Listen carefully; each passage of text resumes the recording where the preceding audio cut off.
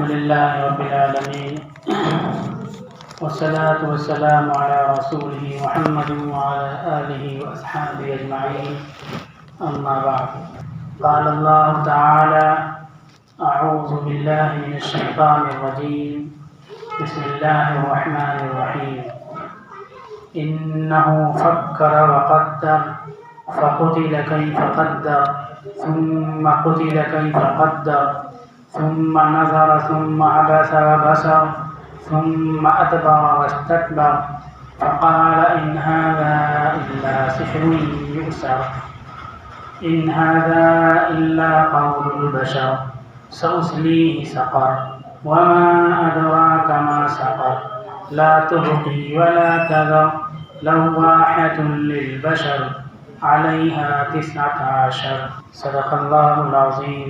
معزز سامعین محترم حضرات، نبوت کے چھٹے سال جب حج کا موسم آ رہا تھا تو حج کے موقع پر مجمع بہت زیادہ ہوتا ہے اور دور دراز اور مختلف علاقوں کے لوگ ہوتے ہیں، تو اس موقع پر کفار اور مشرکین کو یہ احساس ہوا کہ اگر حضرت محمد صلی اللہ علیہ وسلم اس مجمع میں اپنے دین کی بات کہیں گے تو بہت سے لوگ متاثر ہوں گے اور ان کا آبائی دین و مذہب اور مشرکانہ ماحول اور اس کے طلسم ٹوٹیں گے، تو کسی طرح سے آنے والوں کو رسول اللہ صلی اللہ علیہ وسلم سے بدظن کیا جائے۔ آپ کے خلاف پہلے ہی لوگوں کا ذہن بنا دیا جائے۔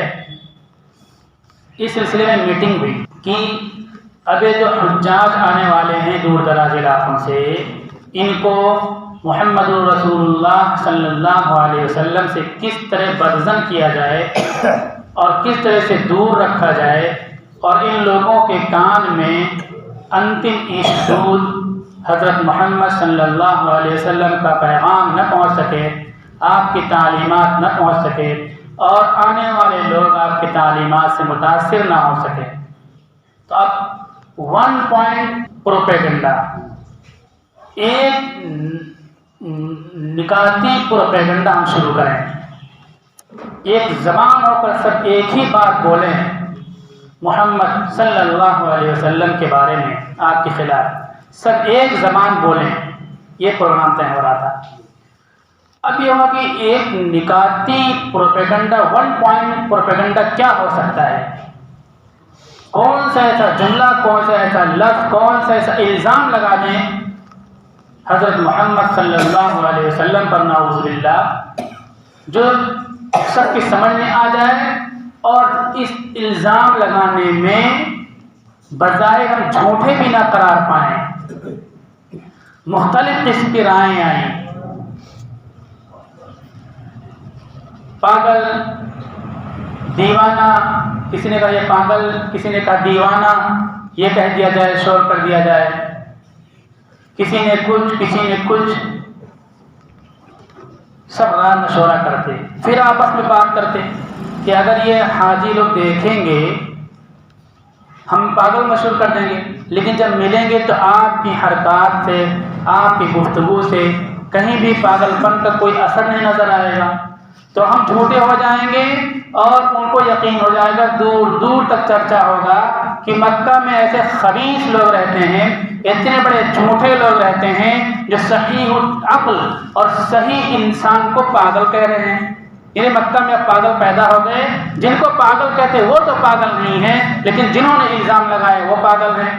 تو اس میں ہماری جگمسائی ہوگی پورے ملک میں اور پورے عالم میں، ہمارے اوپر ایک الزام، ایک داغ لگ جائے گا، ہمارا وقار مجروح ہوگا۔ تو گھوم پھر کے مختلف آراء کے بعد ایک رائے طے ہوئی، کیا کہ آپ کو ساحر اور جادوگر کہہ دیا جائے۔ اس میں ایسی چیز ہے کہ ہر آدمی جادوگر کو سمجھ نہیں سکتا کہ یہ انسان جادوگر ہے، جو ماہر ہوگا وہی سمجھ پائے گا، اور جو مجمع اور بھیڑ آتی ہے، میجورٹی جو ہوتی ہے وہ زیادہ فنی باریکیوں کو سمجھ نہیں سکتی ہے۔ تو یہ طے ہوا 1 پوائنٹ پروپیگنڈا، کیا طے ہوا کہ آپ کو ساحر، جادوگر کہہ دیا جائے۔ قرآن کریم میں اس مشورے کو اور اس مشورے میں فائنل ڈیسیژن دینے والے کے بارے میں اللہ تعالیٰ نے بیان کیا ہے۔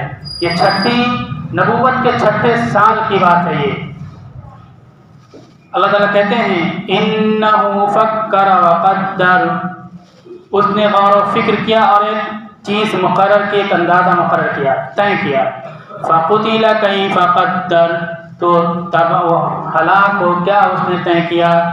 ثُمَّ قُتِلَ كَيْفَ قَدَّرَ، پھر وہ مارا جائے، وہ ہلاک ہو، کیا اس نے طے کیا۔ ثُمَّ نَظَرَ ثُمَّ عَبَسَ وَبَسَرَ، پھر اس نے دیکھا، پھر اس نے تیور چڑھایا، وبسر، اور اس نے منہ چڑھایا۔ یہ متکبروں کا طریقہ، شریروں کا طریقہ ہوتا ہے، ظالموں کا طریقہ ہوتا ہے۔ ایک ڈیسیژن، ایک فیصلہ سنانا ہے تو اتنا اترانے کی کیا ضرورت ہے؟ سنجیدہ مجلس میں سنجیدہ لوگ یہ انداز نہیں اختیار کرتے۔ اس مجلس میں جو لوگ شریک تھے وہ بھی اس بات کو سمجھ سکتے ہیں کہ جو فیصلہ سنا رہا ہے انتہائی درجہ بےہودہ فیصلہ سنا رہا ہے اور ان لاجیکل بات کہہ رہا ہے۔ اللہ تعالیٰ اس کی اس بےہودگی کو اور اس کی اس بدتمیزی کو، اس کے اس تکبر کو، پوری کیفیت کو نقل فرما رہے ہیں کہ اس نے دیکھا، تیور چڑھایا، منہ بگاڑا، ثم ادبر واستکبر، پھر وہ پیچھے مڑا، پھر اس نے تکبر اختیار کیا۔ اتنا سب کرنے کے بعد کیا بولا؟ فقال ان هذا الا سحر یؤثر، بولا یہ تو صرف جادو ہے، روایتی جادو جو پہلے سے چلا آ رہا ہے وہ جادو ہے، اس کو ہم جادو کہہ دیں اور جادو کہہ کر کے مشہور کر دیں، 1 پوائنٹ پروپیگنڈے کا ہم جمع ہو جائیں۔ اور اس کے بعد کیا کہیں؟ ان هذا الا قول البشر، یہ تو صرف ایک انسان کی بات ہے جو قرآن کی آیتیں تلاوت کرتے ہیں، یہ سب اللہ کا کلام نہیں ہے، اللہ کی کتاب نہیں ہے، انسان کی بنائی ہوئی باتیں ہیں، یہ ہم مشہور کر دیں، یہ پروپیگنڈا کریں۔ پہلے ہی تیاری کر رہے ہیں کہ مجمع آنے والا ہے، کہیں نبی کی بات سن نہ لیں، نبی کی تعلیمات ان کے کانوں میں پڑ نہ جائے، نبی کی زندگی سے لوگ آشنا نہ ہو جائیں، پہلے ہی اپنا پروپیگنڈا شروع کر دو۔ یہ دشمن جن کی بنیاد مضبوط نہیں ہوتی ہے، جن کے پاس دلائل نہیں ہوتے ہیں، وہ پروپیگنڈا سے کام لیا کرتے ہیں، ہر دور میں ایسا ہوتا رہا ہے۔ اللہ تعالیٰ کہتے ہیں اس کے فیصلے پر سَأُصْلِيهِ سَقَرَ، ہم اس کو دوزخ میں ڈالیں گے، وَمَا أَدْرَاكَ مَا سَقَرَ، اور آپ کو کیا معلوم سقر کیا ہے، لَا تُبْقِي وَلَا تَذَرُ، وہ کسی کو باقی نہیں چھوڑے گا، باقی نہیں رکھے گا اور کسی کو چھوڑے گا نہیں۔ سب کو اٹھا اٹھا کر کے جو ایسے غلط فیصلے لیتے ہیں، ظالمانہ فیصلے لیتے ہیں، نبی کے خلاف محاذ کھڑا کرتے ہیں، نبی کے خلاف سازشیں کرتے ہیں، نبی کے خلاف منصوبے بناتے ہیں، ان سب کو وہ آگ کھینچ لے گی۔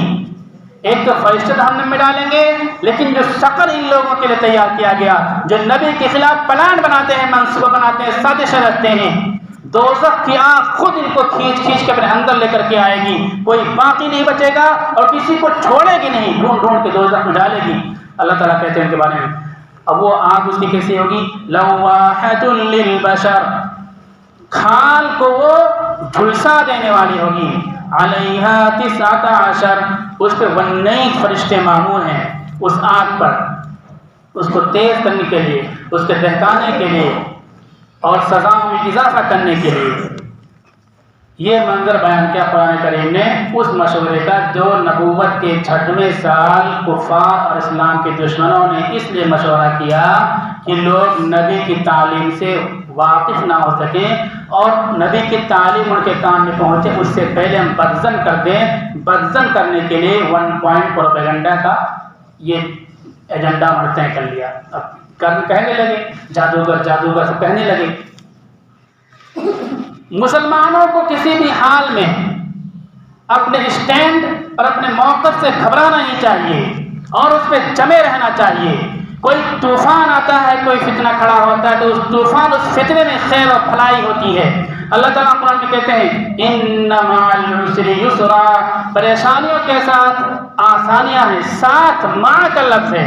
مفسرین کہتے ہیں آگے پیچھے لگ کر کے آسانیاں اللہ تعالیٰ پیدا کرتے ہیں، تو آگے پیچھے لگ کر کے بھی مل جائے بڑی بات ہے۔ انسان ہیرا جواہر نکالتا ہے، پہاڑوں سے نکالتا ہے، دریاؤں سے نکالتا ہے، اینٹ کے بھٹے لگاتا ہے، اس کو جلاتا ہے، تپش کے بعد اینٹ اس کو ملتی ہے اور قیمتی چیزیں اس کو ملتی ہیں، بعد میں ملتی ہیں، محنت کرتا ہے، مصیبتیں آئیں، پریشانیاں آئیں، دین کے نام پر پریشانیاں آئیں تو گھبرانا نہیں چاہیے، اس کے نتائج صبر اور جماعت کے نتیجے میں ہم کو فراہم اور حاصل ہوں گے۔ پروپیگنڈا انہوں نے کیا، اس پروپیگنڈا کا فائدہ یہ ہوا کہ جب یہ وقت جادوگر تو ہر شخص اپنے فن کے ماہر کو تلاش کرتا ہے، تو ایک بھیڑ تاری کے لیے اس میں ماہرین بھی تھے، جادو کے جانکار بھی تھے کہ مکہ کے لوگ پہلی بار دنیا میں کسی جادوگر کا تذکرہ کر رہے ہیں۔ ابھی تک آبا و اجداد کا تذکرہ کرتے تھے، جنگوں کا تذکرہ کرتے تھے، بہادری کا تذکرہ کرتے تھے، آج پہلی بار مکہ کی سرزمین پر مکہ کے لوگ کسی جادوگر کا تذکرہ کرتے ہیں۔ جماعت رضی اللہ موجود تھے اس بھیڑ میں، اس مجمع میں، ان کو شوق ہوا کہ جب ایک جادوگر جس کا مکہ کے لوگ تذکرہ کرتے اس سے ملنا چاہیے، اس کے فن کو دیکھنا چاہیے۔ جانکار تھے، جھاڑ پھونک کیا کرتے تھے، جھاڑ پھونک سے علاج کیا کرتے تھے۔ آپ صلی اللہ علیہ وسلم کے دربار میں حاضر ہوئے، چہرے انور کو دیکھا، آپ کی زندگیوں میں دیکھا، مکہ میں برپا طوفان کو دیکھا، ان کو ترس آیا۔ انہوں نے آپ کی خدمت میں عرض کیا کہ اگر آپ کو کوئی بیماری ہے، کوئی پریشانی ہے، کچھ اضطراب ہے تو بتائیں، میں یہ کام کرتا ہوں، سب جانتا ہوں، میں آپ کا علاج کر دوں گا۔ ترس کھایا انہوں نے۔ آپ صلی اللہ علیہ وسلم نے ان کے جواب میں فرمایا الحمدللہ نحمدہ ونستعینہ ونستغفرہ ونتوکل علیہ۔ میں ترجمہ پڑھ رہا ہوں۔ تمام تعریفیں اللہ کے لیے، ہم اسی کی تعریف کرتے ہیں، اس سے مدد مانگتے ہیں اور ہم اس سے توبہ کرتے ہیں، ہم اس پر ایمان لاتے ہیں، ونتوکل علیہ، اور اسی پر بھروسہ کرتے ہیں، ونعوذ باللہ من شرور انفسنا ومن سیئات اعمالنا، اور ہم پناہ مانگتے ہیں، اللہ پناہ لیتے ہیں اللہ کی اپنے نفس کی شرارتوں سے اور اپنے اعمال کی برائیوں سے۔ فمن يهده الله فلا مضل له، تو جس کو اللہ ہدایت دے دے اس کو کوئی گمراہ نہیں کر سکتا۔ ومن يضلل فلا هادي له، اور جس کو اللہ گمراہ کر دے اس کو کوئی ہدایت نہیں دے سکتا۔ ونشهد ان لا اله الا الله وحده لا شريك له، اور میں گواہی دیتا ہوں کہ اللہ کے علاوہ کوئی معبود نہیں ہے، اس کا کوئی شریک نہیں ہے۔ ونشهد ان سيدنا مولانا محمد عبده ورسوله، اور میں اس بات کی گواہی دیتا ہوں کہ ہمارے سردار ہمارے مولا محمد صلی اللہ علیہ وسلم اس کے بندے اس کے رسول ہیں۔ یہ خطبہ تلاوت کی، جیسے اس نے خطبہ سنا تو بہت متاثر ہوا اور کہا لقد سمعت قول الكهنة وقول السحرة وقول الشعراء، میں نے کاہنوں کی باتوں کو سنا ہے، جادوگروں کی باتوں کو سنا ہے، شعراء کی باتوں کو سنا ہے۔ فما سمعت مثل کلماتک هؤلاء، لیکن ایسے کلمات میں نے کسی سے نہیں سنے ہیں۔ لقد بلغت قاموس البحر، آپ کی یہ بات سمندر کی بلاغت اور فصاحت کی تہ میں بھی اتر گئی، اتنی بلیغ اور اونچے الفاظ آپ نے کہے ہیں۔ اور پھر انہوں نے کلمہ پڑھا اور یہ کہا کہ میرے ساتھ اپنے پورے قبیلے کی طرف سے آپ کے ہاتھ پر بیعت ہوتا ہوں، کلمہ شہادت پڑھتا ہوں۔ پروپیگنڈے سے ہم کو متاثر نہیں ہونا چاہیے۔ بڑی بات یہ ہے دشمن اس بات کو سمجھتا ہے کہ محمد رسول اللہ کی زندگی انسانوں کے سامنے نہ آنے پائے، لوگ اس سے واقف نہ ہونے پائیں اور اس کے روکنے کی تدبیریں اختیار کرتے ہیں۔ موٹی مثال دیتا ہوں، 2 مہینے سے اجین کے علماء لگے ہوئے تھے رسول اللہ صلی اللہ علیہ وسلم کی زندگی غیر مسلموں میں پھیلانے کے لیے، پیسہ لگا، بڑی تعداد میں کتاب چھپوائی رحمت عالم صلی اللہ علیہ وسلم کہ دوسرے لوگ مطالعہ کریں، جواب دیں گے، ان کو انعام دیا جائے گا تاکہ میری نبی کی زندگی دوسروں کو معلوم ہو سکے۔ کسی کا دھرم پرورتن کا کوئی معاملہ نہیں تھا۔ وزیر داخلہ اس کے خلاف بیان دیتے ہیں، فوراً روک لگاؤ، اور روک لگا دی، مجبوراً ان لوگوں کو اور انسانی سوسائٹی والوں کو اس پر روک لگانی پڑ گئی۔ تو دیکھیے وہ دنیا جانتی ہے کہ نبی کی زندگی غیروں کے سامنے آئے گی تو ان کا ذہن پاک ہوگا، اندھیروں سے نکلیں گے۔ ہم اس بات میں نہیں سمجھتے، سمجھیں اور نبی کی زندگی کو لوگوں کے سامنے پیش کریں۔ ایک مجمع نہیں قبول کرے گا، ایک فرد قبول کرے گا، اس ایک فرد کے پیچھے پوری قوم قبول کرے گی۔ وہاں مکہ میں 6 نبوت کے 6ویں سال پابندی لگا دی گئی، محمد رسول اللہ کا پیغام لوگوں تک نہ پہنچ سکے۔ 1 پوائنٹ پروپیگنڈے پہ سب جمع ہو جاؤ، جادوگر ہونے کا اعلان کر دو اور بدزن کر دو۔ بدزن کر دیا لوگوں نے، لیکن ان جادوگروں کا ایک ماہر نبوت کے دربار میں پہنچتا ہے اور پورے قبیلے کے ساتھ اسلام قبول کر لیتا ہے۔ پابندی کے بعد ابھی بے شمار دوسری قوم کے لوگوں کے فون آ رہے ہیں، محمد رسول اللہ کی جیونی کی اسٹڈی کریں گے۔ دنیا رسول اللہ کی زندگی سے دنیا کو ناواقف رکھنے کی کوشش کر رہی ہے۔ ہماری زندگی یہ ہے کہ دنیا کے سامنے رسول اللہ صلی اللہ علیہ وسلم کی زندگی اور جیونی کو پیش کریں۔ دنیا سمجھ رہی ہے اس لیے روک رہی ہے، ہم نہیں سمجھ رہے اس لیے ہم اللہ کے نبی کی زندگی لوگوں کے سامنے پیش ہی نہیں کر رہے ہیں۔ کتنی پیاسی دنیا، اتنے سخت آدیش، سخت اعلان کے باوجود لوگ فون کر رہے ہیں کہ ہم نبی کی زندگی پڑھنا چاہتے ہیں، دوسرے طبقہ کے لوگ، تو ہم لوگ پیش